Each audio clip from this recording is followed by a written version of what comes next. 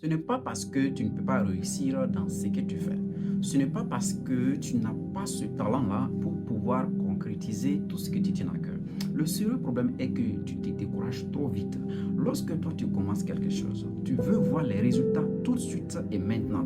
Et lorsque tu as l'impression que les résultats semblent être invisibles, qu'est-ce que tu fais? Tu baisses les bras parce que tu te dis que ça ne va pas donner. Et dans ça, tu passes à autre chose. Et une fois que tu passes à autre chose, encore, lorsque tu vois que les résultats tardent encore à venir, qu'est-ce que tu fais? Tu baisses les bras et tu passes encore à autre chose. Tu verras très bien que tu vas passer toute ta vie à changer d'activité, et plus tard, tu vas t'asseoir, te poser la question, qu'est-ce qui marche avec moi? Tu vas t'asseoir, te dire, je suis maudit. Tu vas t'asseoir, te dire, je ne peux pas réussir. Pourtant, c'est faux.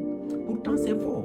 Tout début semble être compliqué. Quand tu commences à faire quelque chose, souvent tu vas rencontrer des difficultés. Souvent, les difficultés vont te faire croire que tu ne peux pas avancer. Pourtant, ce n'est que le début.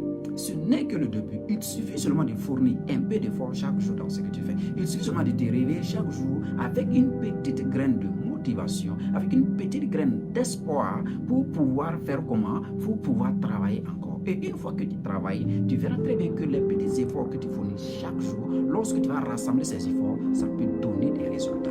Mais le découragement ne doit pas te pousser à laisser tout tomber.